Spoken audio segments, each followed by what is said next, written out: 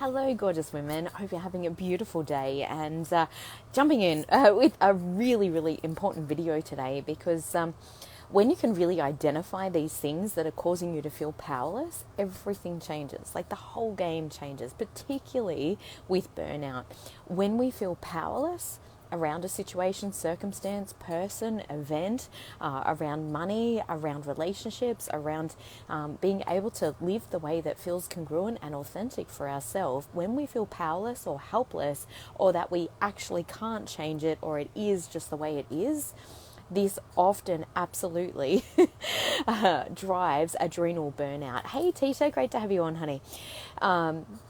And one of the ways I'm going to give you a journaling question that you can actually use to really start to identify where you're actually giving your power away, because powerlessness is actually a mindset shift.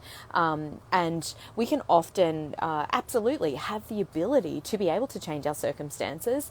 It may not be comfortable. We may need to really look at our belief patterns, look at our trauma, and really step into going into a new reality or creating a new reality for ourselves. However, the power to be able to change is often there. We just aren't actually allowing ourselves to see that because we've learned a pattern of powerlessness. And certainly this can come from our conditioning as children, because we often felt powerless to be able to change our situation, change our circumstances, or be able to actually leave a circumstance if it was detrimental to our well-being, particularly as a child, right? So this is where this conditioning of powerlessness or helplessness, learned helplessness, and they've actually done studies around this, and I won't go right into the study, but needless to say that eventually rats and mice would actually give up when they ended up feeling like so confused and feeling like they were absolutely powerless to change their situation. So they put them into a maze, and basically there was no way out of that particular maze, and so they gave up. They put those same rats with that same mentality that have had that experience in a maze that they actually could get out of, and they could escape. And what they found was that the rats and the mice actually stayed in the corner and didn't actually move. Therefore, they had been conditioned to no longer try. And no doubt you've probably heard this also with baby elephants being tied up when they're young, and as grown elephants, even though that they absolutely have the ability to pull the chain off and to be able to walk away, they've actually trained themselves to remain powerless in that situation, to remain chained in those situations. So the journaling question is, if only blank, then I could blank. This will, by journaling on this, and I really encourage you to do maybe 10 or 20 statements, if only, see where you're actually giving your power away. Because the way to actually change this is, instead of if only they were different, then I would feel happier. If only X, Y, Z circumstance, if only my job was better, or I had a better boss, or I had a better spouse, or they took care of me, or they actually showed me respect, then I would feel better, or then I could live a happier life, or then I could blah, blah, blah. And this is where the power lies with this. Instead of if that would change, if I would respect myself more, because everything is actually a reflection of our external, everything in our external is a reflection of our own inner core beliefs and past conditionings and what we believe to be true. And that's actually what we're in charge of. So that is one of the most powerful ways that you can really get to understand where are you feeling powerless, because the feeling of powerlessness is actually what drives a lot of adrenal fatigue, because when we feel powerless, we do not feel safe. We're generally in fear, lack and scarcity, a state of contraction, and a state of insecurity, feeling unworthy, guilty, not enough, and a base level sense of shame as well can definitely be underlying all of these conditions and circumstances. And so much of that, particularly our blind spots that we're not even aware of, is exactly what I support women to heal, to become aware of. Most of the time they'll come into the program to with awareness around particular things, and they come out of the program going, oh my God, I had no idea that XYZ was also happening for me, and I also needed to heal that and work on that.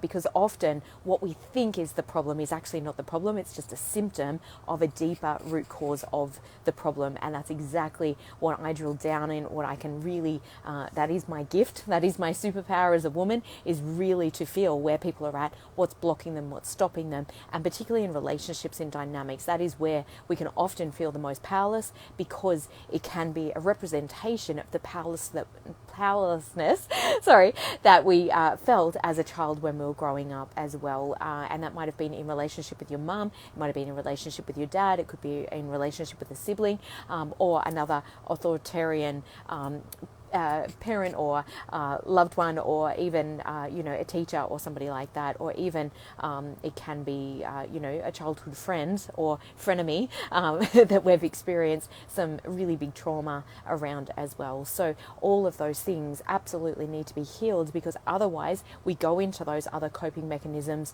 such as feeling like a victim. It could be emotional eating, it might be over functioning, so taking over responsibility for everyone. It might be, instead of the fight, flight, freeze response, you might be in fawn response, which is people pleasing, being the good girl, continually saying yes when you actually really need and want to say no, feeling anger and resentment, fatigue, exhaustion, burnout, brain fog, hormones out of whack, feeling teary, feeling numb, feeling rigid in the body.